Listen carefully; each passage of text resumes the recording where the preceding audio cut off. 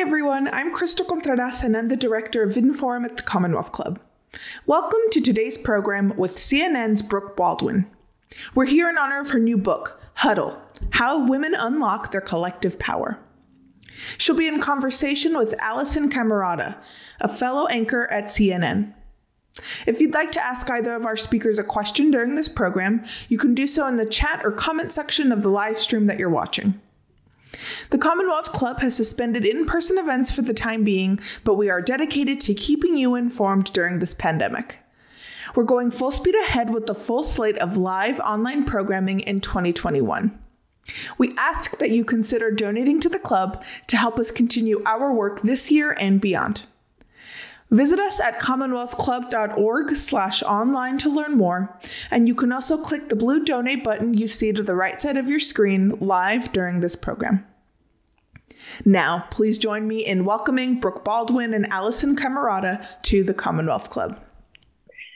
Hello, everyone. Welcome to today's virtual program with Inforum at the Commonwealth Club.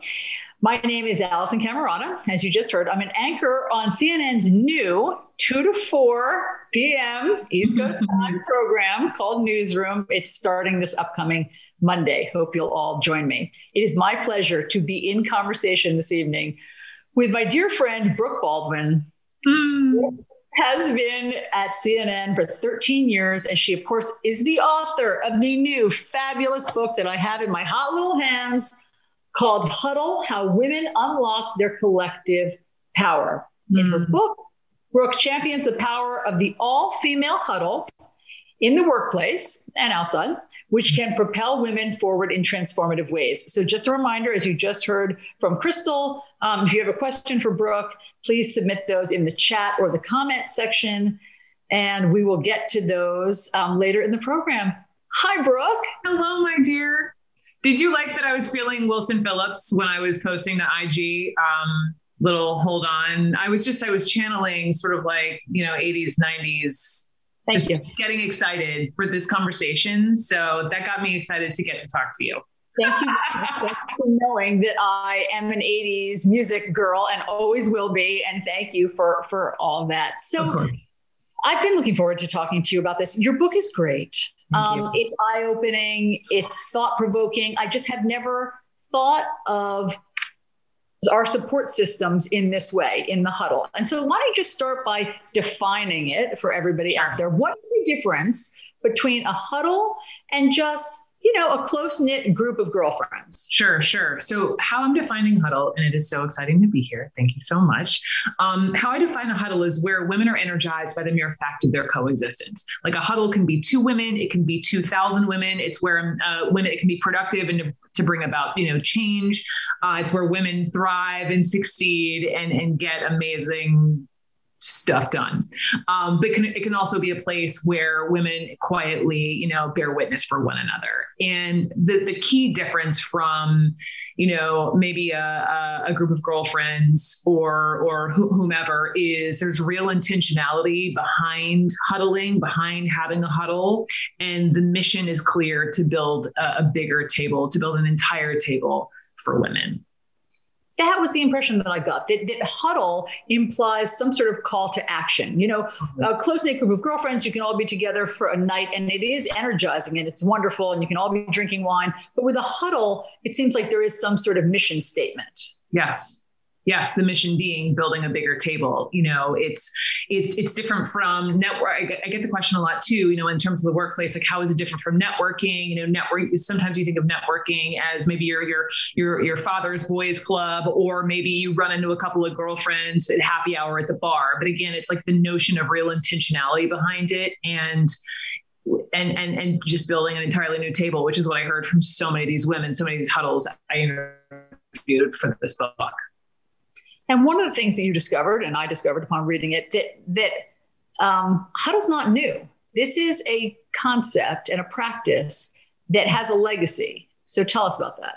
Yes. So I'm very quick to check my privilege as a white woman, growing up in Atlanta, in really the 80s, especially in my experience is obviously different from so many other women in this country. I'll start with just white women. And I talked to this professor, Kristen Goss at Duke, who referred to a huddle drought. So she was saying, when you look back to the 50s and 60s, you think about, Betty Crocker and June Cleaver weren't just like hanging out in the kitchen and baking their pies. They were actually doing that and then hopping the picket fences to go, testify in front of Congress or, organizing for League of Women Voters.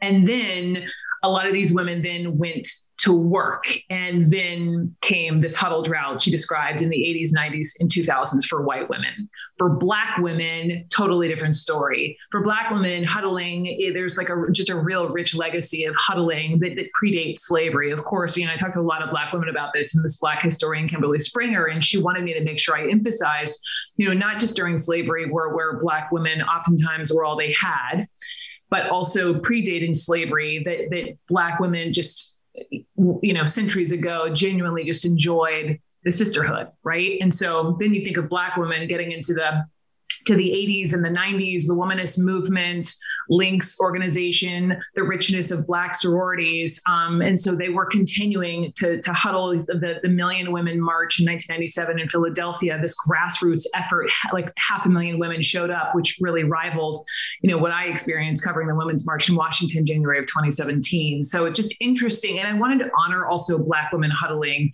by really starting my huddle journey in Houston with the 9 Black women judges. And we'll get into that. We'll get into all of the high profile people that you've interviewed and what you learned from them. But I was interested, Brooke, to learn that you were not great at the huddle, or you didn't have access, I guess. Maybe that's a better way to phrase it, to the huddle, because you, to me, are the consummate networker. That's how I know you. So I obviously met you 7 years ago when I joined CNN, and you're just somebody who is a connector. I think you're a really excellent networker. So why were you missing the huddle early in your career? I will take the compliment and thank you, and say that, growing up in my girlhood, I definitely was in the middle of multiple girl huddles, whether it was from gymnastics or whatever other sports I was playing, or, like running for girls class president, like more times than one really probably should. So I always loved being in the girl class president. Say it again. Did you ever win class president? Twice. Yeah, you did. I knew it. I did. Well, so I loved leading groups of women, young women and girls. And then Allison Camerata, I jumped into journalism, 21, graduating from the University of North Carolina. The deal, moving to, for me, I moved to, there's like 200 TV markets. One is New York, San Francisco is certainly in the top 5. And then 200 is some small town in Alaska, and I landed 192 in Charlottesville, Virginia, where I certainly did have some girlfriends, but I didn't have a huddle. I was basically huddle-less, and I come clean about this in the book. Like, I was huddle-less all through my 20s and into my early 30s, because once I would, make a singular girlfriend at some TV station, right, then that girlfriend would get promoted and up and leave to another town. And so I never had this group of women until I didn't get all of my good girlfriends together in one room until I was 38, just before I got married. And shame on me, but the Brooke Baldwin, is this huddler, because I quickly realized I needed to change that my happiness and my success was also contingent upon the strength of my huddle. And so I have learned how to activate and nurture my huddle, which I'm hoping, will also inspire other women to do the same. Oh, for sure. I mean, no, your book is incredibly inspirational, as is your story. But, in my early years in television, I had a lot of male mentors. I had bosses. Some were crappy bullies, and some were great supportive mentors. So can any men be in a huddle? Oh, men, the way I'm writing the book, it is all women huddles, but what the differentiation is, and I dedicate the book to my mom, my original huddle, but then also to my husband. And I wrote something like, thank you for loving me and being one of many men supporting women huddling. So it is so important that men aren't threatened by a group of women getting together, or don't also, look at a group of women together and thinking of something more pejorative, like that's cute. And you go, go shop, like whatever, ladies, I'm asking men, our husbands, our sons, our brothers, our fathers, to acknowledge the importance of the huddle and to honor it and support it. So tell me about this journey. Tell me about how you got the idea, and then you're kind of traversing the country and the high profile or just powerful women that you talk to about this. I truly believe that outside of representation, power, and access, that Allison, women are one another's best assets, right? So I had all these girl huddles when I was growing up in Atlanta, and then ultimately, jump into a very male-dominated industry that is TV news, and became very aware of my gender in a way that I had never before. And also other women, especially starting out, but through the years, women who were not huddlers, who have sharp elbows. And one of the keys to having a huddle is, F sharp elbows, because we need to link arms, right? Instead of leaning in so hard that we smack our foreheads, which is totally what I did as a cub reporter 20 years ago. And then the real game changer for me was, and you were there in Washington, Trump inauguration weekend. I can still see you as I was literally embedded in the Trump motorcade. Yes. I got this. I can see you. I'm so glad you're saying that, because when I read your book, I was like, oh, I remember that moment. The red jacket. Yes, you were in the red jacket and you were in the back of a flatbed, like going through the motorcade. And I was up on one of the risers looking out over the plate. And I remember turning around and being like, and here comes Brooke now, Brooke, and like waving to you as you were posting. Yes. And that was an intense moment. You remember that weekend in Washington, it was like journalistic emotional whiplash. And also as women, right? So on a Saturday, we're all there. I am balancing on the back of this flatbed truck. I'm embedded in the Trump motorcade. Inauguration has happened. President Trump and First Lady Melania Trump are winding their way down Constitution. And I am like narrating as I'm bumping along on this flatbed truck as he makes his way to the White House for the first time. And if we all try to remember back to, that was January of 17, not too many months prior, the video came out of where Donald Trump liked to grab women, boasting about that. And I couldn't help, standing on the back of this flatbed truck, trying my damnedest to be objective, I couldn't help but think, what are the next 4 years going to look like? And as a woman and as a journalist, I was troubled. Then the very next day, I'm back on the clock for CNN. I am backstage at the Women's March. All the MAGA hats are gone. The pink hats have replaced them. I am surrounded by what I'm going to say is the largest huddle I've ever been in the middle of in my entire life. I had never been surrounded by so many women. And I was moved deeply. I had been covering the presidential election. I noticed that women were showing up in a way in this country that I'd never seen before in my 20-year career. And so to be in the middle of this giant huddle at the Women's March, like that's when I knew I needed to dedicate the next chapter of my career to shining a light on women, and not just famous women, but what I affectionately refer to as extraordinary, ordinary women. And that really, Allison, was the unofficial beginning of this book. And then the last thing I'll say about it is, I stood there as recent as 2017 and looking around at these women and taking my reporter hat off. And I had this whole internal dialogue of, would I have had a huddle? Would I have had a group of women who would have shared a gas tank or stood in the long porta potty lines and, taken our magic markers and made our poster board? And the answer is no, I didn't. And I knew that needed to change. So you were inspired that moment by everything. I mean, that was such a... Remember? Well, I remember both of those days being just goosebump-filled days because of the pageantry of the peaceful change of power. Yes. Obviously, and you were right in the thick of it. And I remember that weekend as being very intense, like you do. And so from there, you decided to cast this big net and travel around the country. And so tell me about some of the women that you went to interview. Yeah. So ultimately, this book is born, and I decide to, instead of, many books have been written, excellent books, highlighting singular trailblazing women, but I wanted to look at it through the collective female lens, because after that inauguration, there were several waves, right? Me Too happened, huddles of women, Time's Up, huddles of women. Huddles of women were showing up and running for elected office in 2018 and winning elected office in a way that we had never seen before. Like something clicked with women in this country. And so I interviewed everyone from, Reese Witherspoon and her production company in Los Angeles, Hello Sunshine. They gave me incredible access to the business structure, to one of the most amazing books turned TV shows, Little Fires Everywhere. If you have not seen it on Hulu, that entire writer's room, all women. And that's such a rarity in Hollywood. So I talked to them about that. I talked to Stacey Abrams, not just about, flipping Georgia, but also, when she started out in Atlanta as a deputy city attorney and was working with these younger secretaries who she felt weren't getting paid what they deserved with their insane knowledge of Georgia legislative history.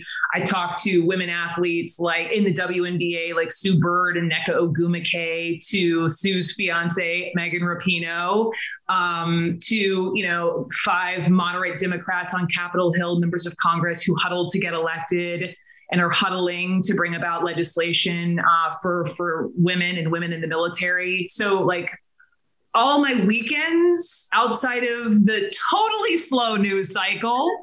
I was about to ask you that. Like, how did you have time to do that? Because writing a book is no easy feat, but also just traveling around. Allison, I had to do it.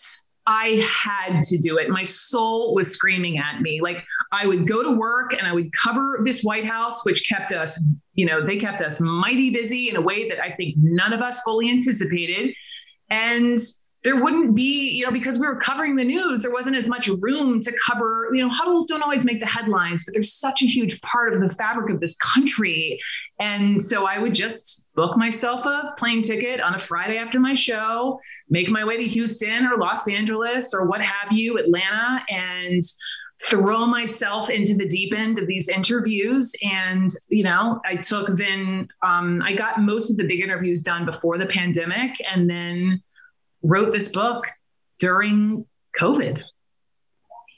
Brooke, that's incredible. I mean, that's really incredible because, having written a novel, people often ask me, how do you do it? And, everybody has their own system, but yours sounds like full court press. I mean, that means working, basically you did it by working 7 days a week, really hard.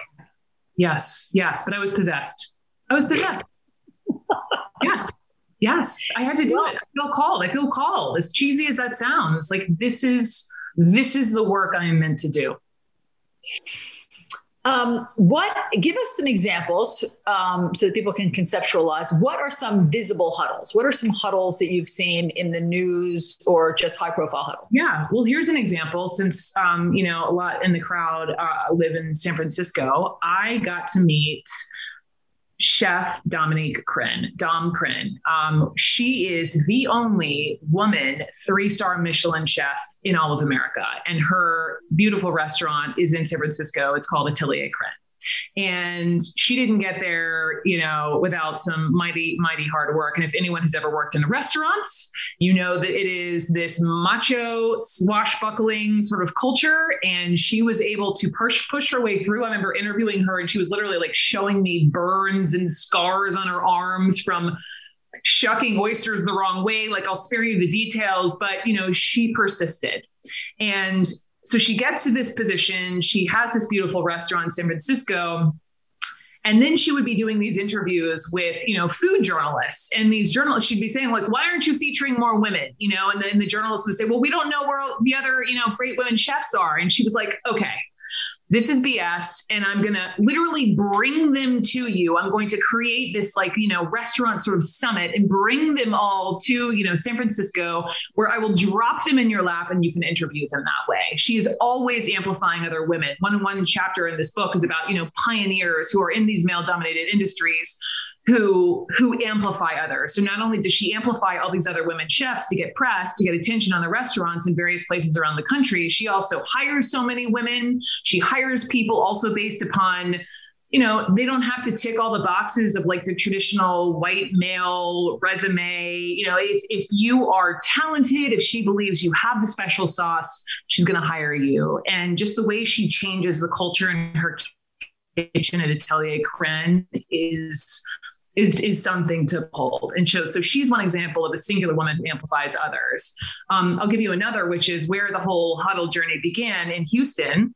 2018, 19 Black women won seats on the bench. So judge positions in Harris County, Texas. So this is Houston, Texas. And I remember sitting in my CNN office the day after election day in 2018, and somebody sent me their picture because the whole thing, their story went viral because of the photo that they all took of these 19 Black women before they had won their races, all in this one giant photo. And you just don't see photos like this. And it got picked up in the New York Times and like across the board.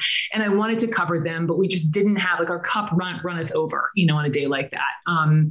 But I mentally filed it away. And so I knew that I wanted to also just honor the legacy of Black women huddling. And so I started my journey there. And they told me this story of, how these are women who have, been lawyers for 2 decades, and they have gone in front of judges.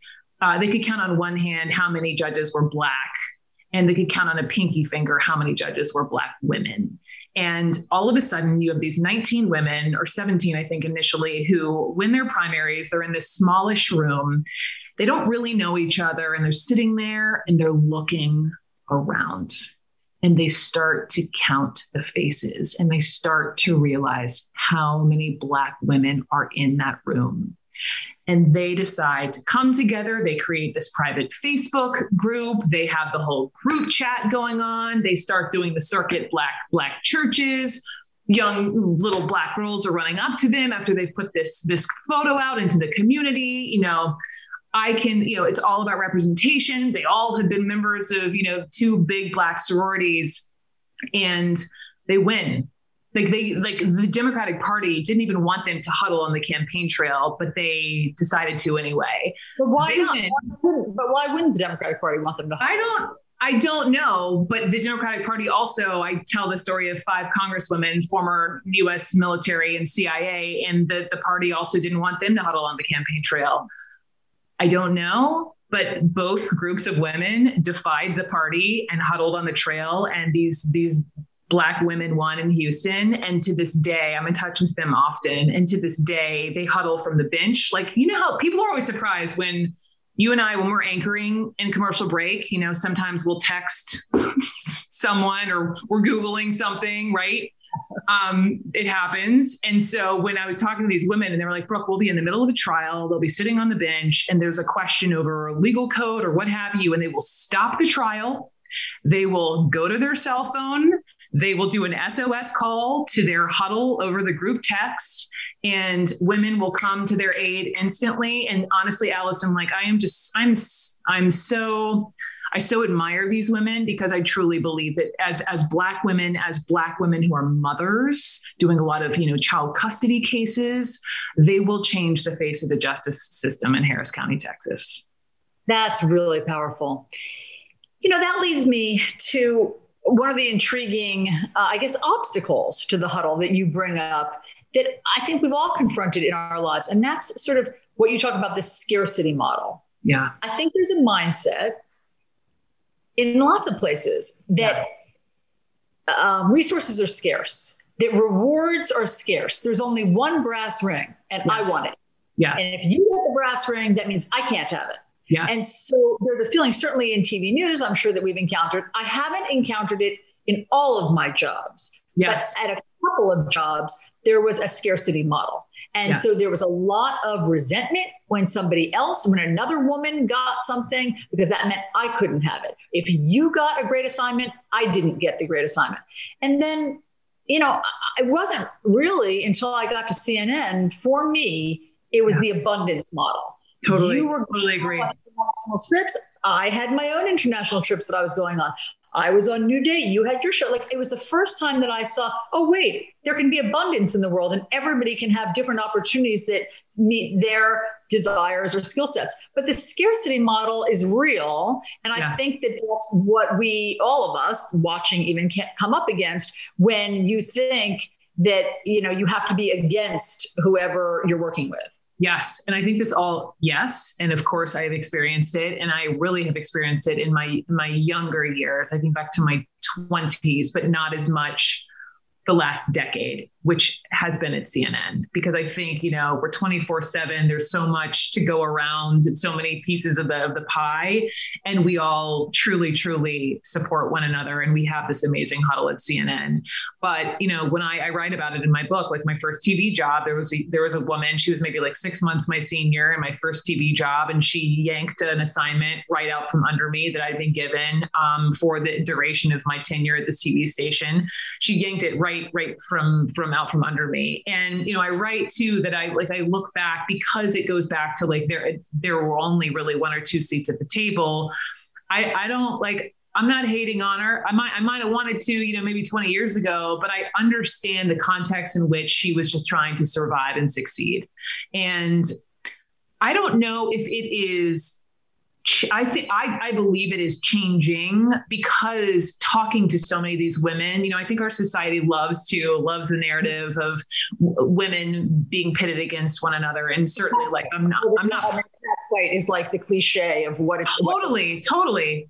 And like, I'm not Pollyanna saying like, that never happens. Kumbaya. We're all hunky dory, we're not, but from all of these huddles, all of these successful women, Ava DuVernay, Stacey Abrams, members of Congress, through all of these stories, the through line isn't that huddlers are outliers, isn't that successful women are outliers. It's that they're huddlers because they believe in the abundance mentality. They believe, all right, I'm going to link arms with you. If I have access to power, I'm going to, as Megan Rapinoe famously said, I'm going to throw down my ladder. And if I don't have access to power, I'm going to show up vulnerably and ask for help.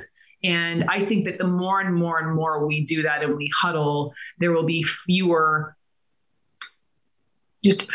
women with those sharp elbows, which we've certainly encountered earlier in our career. It does change. It does take a shift in the mindset, because when you think that there's scarcity, it also, and I've worked at networks like this, it breeds secrecy. I don't want to tell you about what great opportunity I've had, because I don't want you to steal it like you've had, stolen from you. Then what we've learned through Me Too is when you breed secrecy, you're actually more vulnerable to bad actors. Yes. Because if you're not sharing with other women what your experience is at the workplace and you're just in a silo, bad things happen. I mean, there's actually like repercussions to this. Yes. And it's also why, if you do have access to power, keep fighting. We need more seats at the table so that fewer and fewer people will be at each other's throats and will be secretive and everything else. I mean, I do want to whenever, you're ready, I want to tell the story about you and me and the hurricane. I'm ready. I'm ready. But let me say this first. Yeah. I'm ready because I was so touched, Brooke. I was so touched. I was included in your book. Were you surprised I wrote this story in the book about you? Yeah, I was. I mean, because you didn't tell me that, and I'm honored, and it was a beautiful surprise. But I was really touched that you included that moment, because I remember that conversation. We had a conversation, and I think it was a sort of unusual conversation, and I'll let you tell the story.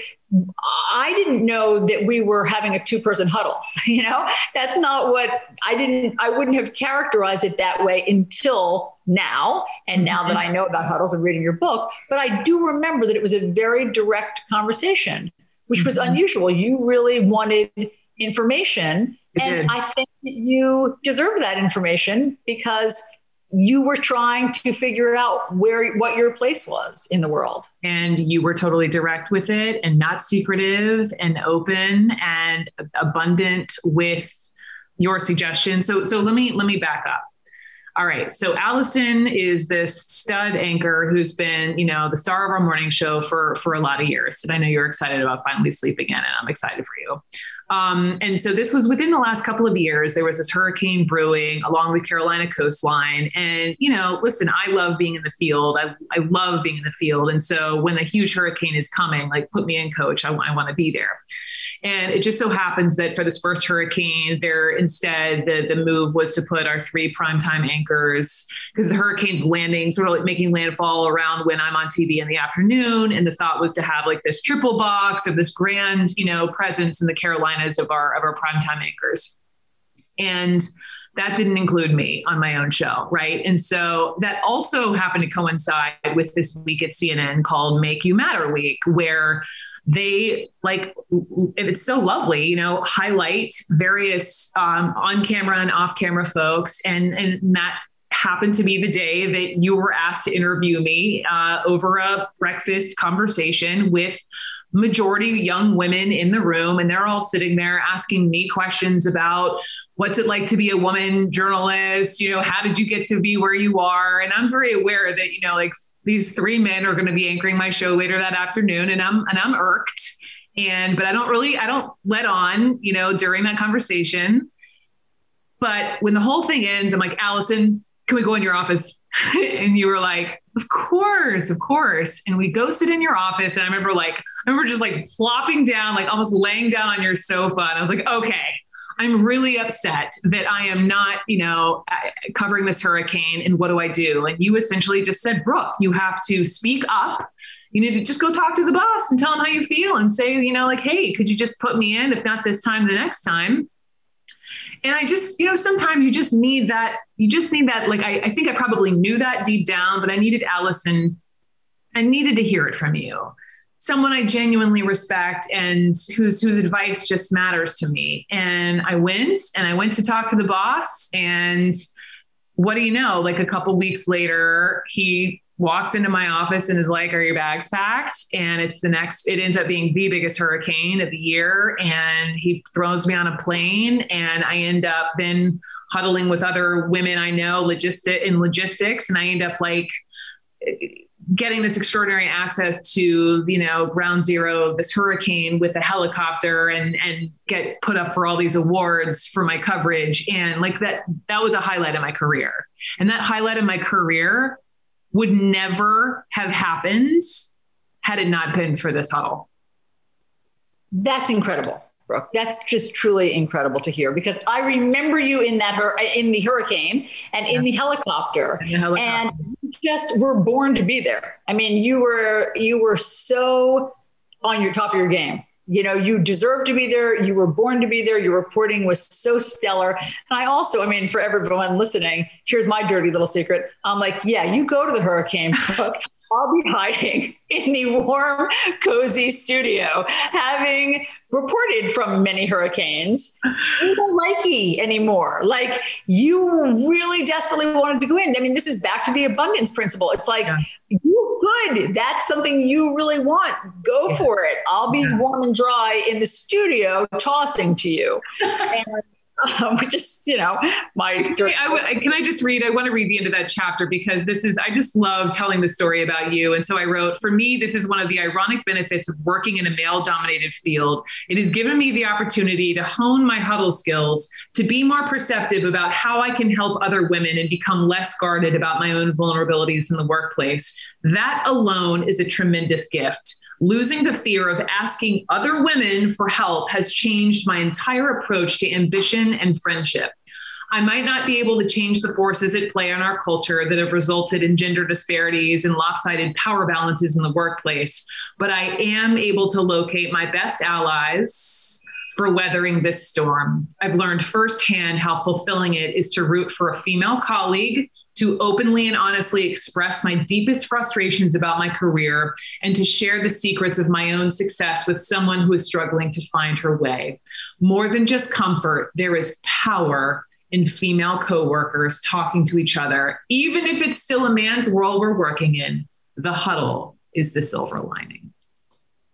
Thank you for that. Powerful. It's powerful. And again, I think that you're opening all of our eyes to the power of that, because there's also a phenomenon at work where there are certain topics that are awkward to discuss at work. And I think that we've all been trained that in polite company, you don't really bring up your salary. You really bring up it's totally taboo. Your ambition and your future plans and what your dream is. Again, because of the culture of privacy and the culture of, well, maybe if you want that and I want that, how are we ever going to resolve that? But you, I think, are fairly fearless. And I don't know where you learned this, and maybe you can share it with everybody, in going there. You're willing to go there. You're willing to bring up the issue of pay, equal pay and hours and opportunities. And you sort of taught me a lesson in that, because if women don't huddle and women don't share that, you go blind into negotiations. So, you're really at a disadvantage when it's time to step into your power because you don't have any information. Exactly. And I'm going to add to that, because I remember we talked salary in your office that day, and I didn't write about that in the book, but we did. And I appreciated that, because we need to be armed with information. But this is when I would add, this is when men are so important to this conversation, to the huddle too, because listen, let's be real. A lot of men just make more money, and whatever the industry may be. And it's important it is totally taboo. It's been totally taboo to talk about how much people make. And I shared my salary with someone long before you and I had that conversation. And I've had younger women come in my office, because I talked about it on my show. And I've had younger women come in my office, one as recent as last week, thanking me because she then had conversations with other colleagues at her level, and she is now making more money. And I think it's helpful if men too share, it's awkward when you're the person making more money and you're having that conversation. But if men, and I can think of one specifically in my head who's been so lovely and helpful, to just say, okay, this is what I'm making. This is what roughly I think some other people are making. Just exactly when you go to your boss, when you have the next round of contract conversations, you're armed with those numbers to know, all right, if this person's making that and they have this many years of experience and I've been working for this many years, you have to stick up for yourself, but you need other people to arm you with that information. How do you form a huddle if you don't have one? I write this whole book. I tell all these inspirational stories of all these huddles. And at the very end, I know people are going to be asking that exact question. And so I have essentially this huddle how-to handbook with 10 examples, 10 ways to activate your huddle, and a bunch of well-known people throughout the book, backing me up. Number one is just, and it's so easy, especially in a world where we're connected over social media and just the internets, just finding women with shared passions. If you are really moved by this Derek Chauvin trial in Minneapolis, I can guarantee what's happened with Daunte Wright, not too far away. There are people you can connect with online, even if it's a virtual huddle, with whom you can link arms and use your voices. Also important to have a huddle with people who are different from you, who believe different, who pray at a different synagogue or mosque or church. My friend Killer Mike, who's this rapper and activist in Atlanta, said to me, I'll never forget, after interviewing him in the wake of Ferguson, Brooke, it's so important to have friends who don't look like you. So it's important to make sure that as you're adding to the circle, as you're adding to your huddle, having friends who don't all look like you. And then we talked about being vulnerable. We talked about F-sharp elbows is another one. Another one is I credit, of course, we've all read Untamed by Glennon Doyle like 8 times now. And she talks about doing hard things. I posit, do hard things with your huddle. I climbed Kilimanjaro in Tanzania a handful of years ago with a dear girlfriend of mine. I was basically like, hey, do you want to climb, Africa's tallest mountain and hang out with me in a tent, not shower for 7 days? I mean, you're like, I don't know if I would have done that with you. Well, again, I'm not sure. But, things like that, or maybe hard things may be, being part of a movement or a demonstration or a protest, or going out for something that might be, feel a little lofty for you, or a physical thing like running a marathon with your huddle. Doing hard things with your huddle is another piece of this. So I give all these helpful hints at the very end of the book in terms of how to activate and nurture your huddle. Are there generational differences that you've found? Are millennials and Gen Zers doing this differently than boomers and Gen X? I have gotten that question, and I wish I did so much research in this book, but I only have anecdotal evidence, and I'd love to hear your thoughts on this too. But it seems to me that maybe like some older women, but then there are exceptions, because I hear from people on Instagram all the time who are in their, let's say 60s or 70s, and they are held up by their huddles. But I do think the younger generation seems to like, no big deal. Like, of course, I'm going to go with my group of girlfriends to do something. They don't seem to, I hope I'm right that, this youngest generation won't even have to deal with sharp elbows, that the huddling thing just kind of comes naturally to them. That's my inclination. What do you think as a mom? What are you seeing? I think that it's more individual. I don't know that it's generational. I think that it's more individual. And I think that you will always encounter people who have the scarcity mentality, who believe, who lead from a place of believing there's deprivation instead of abundance. And I think that that's just human nature. I think it's informed by your childhood, or maybe just your own kind of DNA, basically. I mean, in other words, I have teenage daughters, and I see that sometimes they work really well in a group and all support each other. And I see that sometimes there's, infighting and they're cutting somebody out. And I think that might just be the Lord of the Flies DNA that we all experience in the human condition. And so, I mean, what I love about your book is that even if you're not a natural huddler, you do give those tips for how you can become that. Totally. So tell us, the stories that you heard, give us the most inspirational one for you, or which one where you said, aha, I've got a book here, this is going to work. I mean, I told the story about the Houston judges. That to me was first stop on the huddle journey. And that's when I was like, okay, I'm on to something. I'm in Ava DuVernay, Hollywood. Oh gosh. Okay.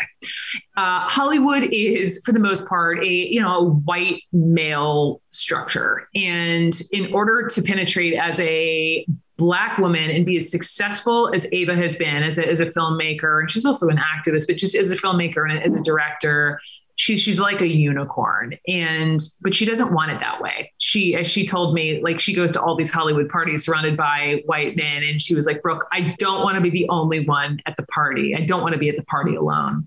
And so what Ava does is, Ava, among all the things, she has the show called Queen Sugar. It's a beautiful, beautiful show about these Black farming families in Louisiana. And it's on the Oprah Winfrey Network if you want to check it out. It's in the 5th season. And so she has done a thing that really no one has done, which is amplifying all these women filmmakers. And so every single episode of all 5 seasons of Queen Sugar is directed by a woman, and in many cases, a woman of color. And again, these are women, very hard to break through. And she's found a lot of them from the indie circuit. And so once they have directed an episode of Queen Sugar, they then now can go on and direct network television in a way that they never could before. And so what Ava's doing is she's creating this pipeline of women directors in Hollywood, right? And that's it's a game changer. And just sitting with Ava and, pushing her and just saying, well, like, why don't you just want to take all the fame to yourself and direct all the episodes yourself? And that's when she said to me, Brooke, I don't want to be at the party alone. And she, to me, is just this OG huddler. She embodies the abundance mentality, if you're successful, I'm successful. And I just got goosebumps getting to talk to her. And every single time I watch, I'm in the 5th season watching the show. It's just knowing what's at play behind the camera and how that enriches the storylines, and especially writing these women characters. It's everything.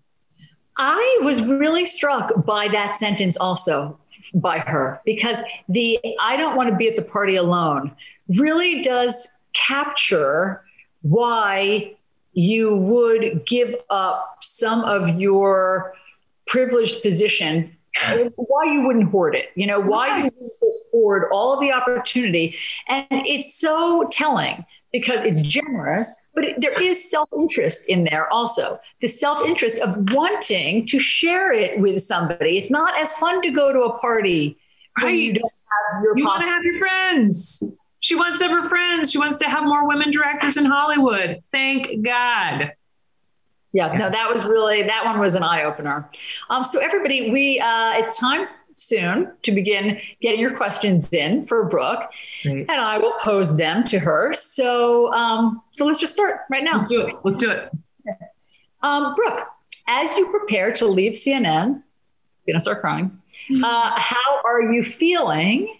And can you elaborate a bit more on the backflip off of the high dive? Great question. I referred to it. When I was filling in for Ellen DeGeneres, we were talking about this crazy cool opportunity I had a few weeks ago. I referred to it as my backflip off the high dive. My last day is the day after tomorrow.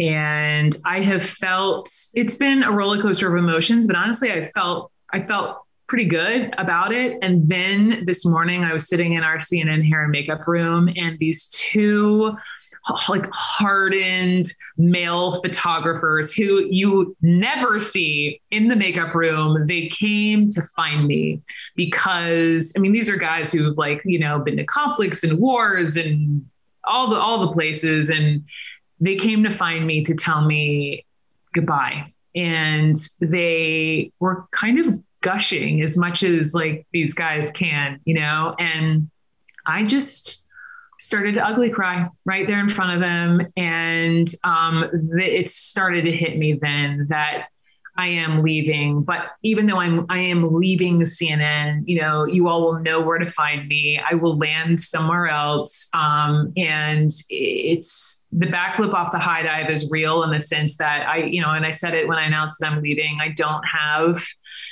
a thing I'm jumping into. I'm working on it. I would love to have I believe Huddle has legs, as we would say. I think I would love to dive into the deep end of storytelling and be in the streaming space and somehow create something Huddle-tastic. Stay tuned for that. And outside of that, I don't know what else, but I'm really open-minded to see what is best for me. But I know whatever it is, it's going to be journalistic and storytelling and allowing me to just show up fully as me. I don't feel like anybody watching is really worried about you, but I do think that obviously jumping off it's nerve-wracking a little bit. Yeah. Totally. Of course. Okay. Here's another question. With Taylor Swift re-recording her albums after her masters were sold without her consent, do you think this is a big moment for women reclaiming their work and worth? What an interesting question. I mean, Taylor Swift is an interesting person to study because she's younger than us, obviously. And I mean, I don't know. I have never shadowed her for the day. You probably have, knowing. No, I haven't. I've tried to interview her, But I mean, she's an interesting person because she appears from the outside to be doing it her way.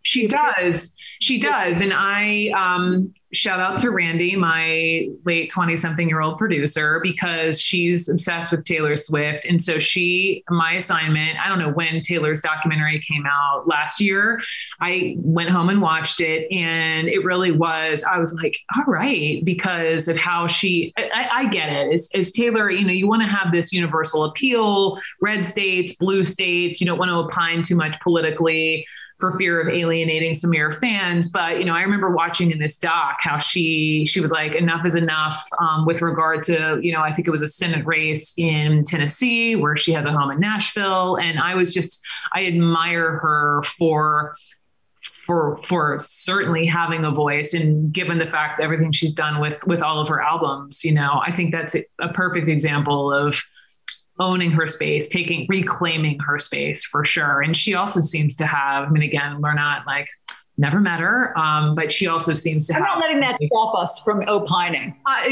That's not, I think we would all have a good time. Actually, it's funny. I remember our pal Dana Bash met her. I think they were in Vegas, and of course Dana wound up in a room with her. And I have this photo of the two of them because Dana's this tall and Taylor's this tall. And there's this adorable picture. But she just does seem to have, strong women who surround her as well. And so I'm going to go with Taylor seems pretty Huddle-tastic. First of all, I like the new language that you've invented. That is awesome. Thank you. Yeah, no, I agree with all that. And Dana is another inveterate network. Like you totally. Two are part of the huddle. No.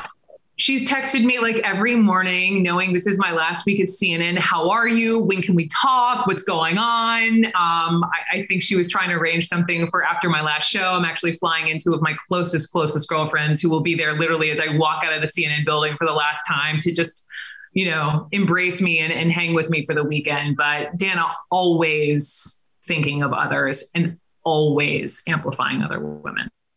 Well, speaking of that, speaking of the in-person embrace, one of the questions is, does a huddle involve or necessitate in-person huddling? Like, isn't it harder to huddle online? Would I rather be in person? Yes. Can we huddle virtually? Yes, as we've all had to learn. I have a whole section in the end of my book, in the last chapter, which is the friendship chapter, 2 examples of virtual huddles. Number 1, I interviewed my sister-in-law, who obviously had the 2 cutest nephews on the planet, who I cannot wait to see very soon. It's been many months. And she, after she had her first baby, had a really tough time, baby blues, a variety of reasons. And so she reached out, and there's like a whole world for new moms to just like talk about everything on Facebook. And this space for her virtually was everything, as she explained to me. She's my family, and I didn't even know half the stuff when I was interviewing her. And then it gave her the confidence to like go on and, have a second kid. And also military spouses, perfect example of, women and men who are constantly having to move every 2 to 3 years. And they are Jedis at huddling virtually. They knew about Marco Polo, this video messaging app, before Marco Polo ever became cool during the pandemic because of just circumstances and geography, and they know. So yes, the answer is yes. And what my hope is, and I am a glass half full kind of person, is that, we've all been flexing our virtual huddle muscles so hardcore in the pandemic because we have not been able to hang, as the kids say, IRL. Do the kids say that anymore? I don't even know. But I hope that once, we've been vaccinated and are able to rejoin the world, that just big things will happen. Big things will happen for women when they're huddling. And so, back to the end of that Taylor Swift question from one of the viewers is this a big moment for women reclaiming their work and worth? I hope so. You think of even just using the pandemic as an example. And I think of like, did you know in the month of December, every single job loss, 140,000 jobs all belong to women, women. That was such a forehead slapper. When I had to read that script, I was like, wait a minute, this can't be right. Record scratch. Well, this can't be. Yes. Like during a commercial break, I was like, wait a second, that's not right. How can everyone? And I was Googling it like, oh my God. Yes. So women of color have been disproportionately affected by this pandemic. When you think of the roles of women, right? We're caretakers, we're mothers, we're community leaders, we're sometimes the breadwinners. We are sudden at-home teachers because of the pandemic, and our lives have totally changed. And I've talked to women and I've talked to mothers during the pandemic who have had to leave their jobs or have lost their jobs just because of everything else and because of the need to be home, to be with the kids. And these women, many of them talk about virtual huddling, like they have connected through Zoom and have lifted one another up and are looking out for opportunities for one another. And so I really believe, my hope is that when we come out of this pandemic, that there will be the resources and the abundance mentality will be alive and well for women. Like that makes my heart smile. That's my hope. Next question. The further I go along in my career, I'm losing my huddles. I'm a mentor for many, but I need a mentor and a huddle. How do I get that back? That's a great point. I love this question because as you do go higher up in the ladder, the triangle gets smaller, I think, maybe at the top. And so it is harder. Once you become the leader, it is harder to find your own mentor. Can I just turn the tables really quickly first and then I'll answer it? Do you have someone?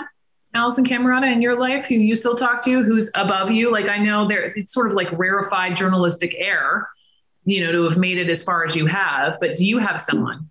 Well, first of all, I don't think I always need to talk to somebody above, so to speak, above me. Yeah. I mean, I do think that I can get a lot of wisdom from people around me and even the next generation. So, but I know what this question means. In other words, there comes a moment, and I've had it, where you look around the newsroom and you go, oh, I'm not the youngest in the newsroom anymore. I'm a leader now. Yeah. And it sneaks up on you, and nobody comes ever and like knights you at that moment and says like, okay, your role is shifting now. It just like hits you one day. And I do think that at that point, it is a challenge to look around and say, well, who are my mentors? Who can my rabbi be to get me through whatever issues I'm going through now? It's such a good question. And I love how you talk about the next generation, because I too, being a little bit older in the newsroom, I am so invigorated by these younger women who I huddle with in a different way and who give me life and fresh perspective in a way that I hadn't had before, right? So number one, don't just discount those younger people who you may be working with, because they are bright and have fresh ideas and can energize. They energize me. I do like having, someone to still be able to, I do have like a wise council of women, but I will say that they're not all necessarily older than me or more successful or more experienced, but they're people who are in, do various things, but who I just really admire and trust. And I even will, they're sometimes, one person can't answer all the things. So I have like shades of wise women, right? Is that one way to say it? And I think also, and I count myself blessed, like having done this book, now I have a pretty killer Rolodex of various women who I do go to, and I do show up vulnerably, and I'll text them or maybe call them if they have the time, in their busy lives and their busy schedules to talk to me. And I think that if even if, you haven't written a huddle book and you don't have all this like Insta access, I think that if you approach finding those people, like you approach your job, like you approach your marriage, not just with intentionality, but just real, it's work, right? Especially the older we get. I was just having an IG live conversation earlier with Jessica Yellen, and she was like, Brooke, I think she's in her, late 40s. And she's like, I'm single, I'm living in Los Angeles. Like I'm trying to make some more women friends, and it's hard. And do you have any, and can you share some with me? And that's what you have to do. You have to show up, and if it means cold emailing various people who are ahead above you and maybe a different firm, what do you have to lose? I am such a fan of the cold email or like slip into somebody's DMs. No shame in that game. That's what I totally do. And sometimes it works. And you have to ask for help too. I mean, I like that Jessica is asking you, like, do you know anybody? Can you help? I mean, you have to do that. And I know that you are a practitioner of that. You ask for help when you need it. So I hope with Jessica that you went to your Rolodex and you were like, do you want Ellen, or do you want Reese Witherspoon or Oprah? Who would you like to be friends with now? That's what I'm imagining. Okay, next question. The squad in Congress have been held up as pioneering women and also vilified as enemies of America. From your research, do you have any insight into why a group of powerful, diverse women scares people so much? Well, I think you can it kind of goes back to our point about why we need men to support the huddle, and many men are threatened by powerful women, whether it's the squad. And I think that there are other political reasons why a number of people, despise some of those women. But I think like any time, even take the Black judges in Houston, they told me that actually when some Black men would see their presence as a bunch of Black women coming together and running for judge positions, knowing that a lot of Black men through the judicial system are tried in court, and they were threatened by this group and worried that these women would like throw the book at them. And I thought that was really noteworthy. And so I do think that whether it's members of Congress or judges, there is this there is this stereotype of like, watch out, women in power, and it's seen as a negative. And how do we change that? I think that's all kind of a work in progress, but I think that you shouldn't dim your light just because you've got some haters. Do you be powerful, be the brilliant person you are, and let the rest fall into place? What would you say? Yeah, I mean, I think that the seats of power are shifting a lot right now. The sands are shifting a lot, and I think it is disorienting for some people. And on some it's a great word. Cable TV stations, any given night in prime time, you can hear the fear and you can hear the "we can't let this happen," narrative. And of course, you have to vilify somebody in order to keep them, down, basically. Great answer. Okay, next. What advice do you have? I work for a female CEO who is surrounded by white men in leadership, but doesn't see anything wrong with this situation. I want to raise her. Wrong with what? With her situation. She doesn't see anything wrong with it. She likes being a lone woman. The female CEO doesn't see anything wrong with it, but the person inquiring says she wants to raise that woman's awareness. I'd say it's dicey to raise your boss's awareness or tread carefully when you're raising your boss's awareness, but you are steeped in this. So what does one do? Let me think about that. That's a new one for me. I would have follow-up questions for this person, but I would wonder if this person who's asking the question is it all in a position to where she can at least huddle with other colleagues, other women colleagues, and by modeling that behavior, and if she is in contact physically, maybe not right now in the pandemic, but can show this boss how beneficial huddling is in her life and how productive these women are around her. And then go to the boss. And without talking about the boss's situation, I would write an email shouting out the women in my work in my huddle at work, and not making it about me, but about these other women, and just pointing it out, like amplifying those women. And I'd be curious how the boss responds. And that's where I would start. Yeah. Okay. Well, I have a much easier answer for you, and I can't believe you missed. I would buy her this. Buy her this book, and I would put a Post-it on it and be like, I would put a Post-it on it with a bow that says, "I think this is something that might interest you. You're welcome." That's what I think she should do. Yeah, that's another option too. Heard this Lady Brooks speak. She, I was really riveted, and she wrote this beautiful book, and I'm just curious your thoughts. Woo! Yeah. Okay. Well done, sister. Well done. You're welcome. Okay. So we've got 1 minute of questions left. And so I think that with our final minute, okay. I have a great question for you. I have a great question for you in this last minute. What's your idea to change the world?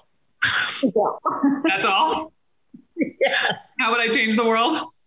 In 60 seconds. Yes. Okay. Speaking from an experience as a woman, I'm going to quote someone I really admire, Sarah Hardin, who is the CEO of Hello Sunshine, Reese's production company. And she made this great point, which is, we as women have to approach society through an intersectional feminist perspective, right? So if we just, try to replace the patriarchy with a bunch of white women, nothing's going to change. I'm no historian. I know that 100 years ago, when it came to, suffrage, white women, Black women, they were fighting for the right to vote side by side, and by hook or crook, the Black women got abandoned and white women won that privilege. And then it took Black women 50 years later. And then through like the feminist movement and civil rights, eventually there was a slow reckoning among white women that nobody's free until everybody's free. Fannie Lou Hamer said that. And so I'll just conclude with, we have to fight this fight side by side, and we have to approach it intersectionally. And once we build this big table with women who all look differently, that is how we change the world. Brooke, you did it perfectly. In fact, the title for your next book is How to Change the World in 60 Seconds. That you just did it beautifully. Thank you, my dear. And thank you for being such a friend. And let me just say, I am leaving CNN on Friday, but this elegant human and Victor Blackwell, for all of you CNN fans, they will be hosting during my old decade-long time slot. And that just makes my heart warm to know that you're taking over, you're taking the reins. So good luck. Thank you. And enjoy your sleep. Thank you. I have huge shoes to fill. Look, I'm excited for the change, and I'm excited to see what you do next. I'm excited to just have this front row seat on whatever your next horizon is. I'm always inspired by whatever your challenge you tackle. And so, and I'm thrilled that you also have moved around the corner from me, which I think is a fantastic development. I hear you're good at making cocktails, so I'm fully vaccinated, so I'll see you soon. See you soon, friend.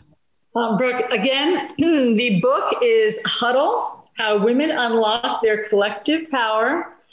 Our huge thanks to Brooke Baldwin. Brooke, that has been such a fantastic conversation. You gave us all so much food for thought and so much inspiration.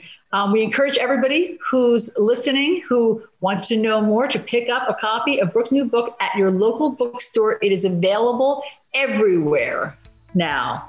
And if you'd like to watch more virtual programs or support the Commonwealth Club, please visit commonwealthclub.org. Brooke, love you. See you soon. Thanks for the great conversation. Thanks, Allison. Thank you, Commonwealth Club, for hosting us. Be well, everyone.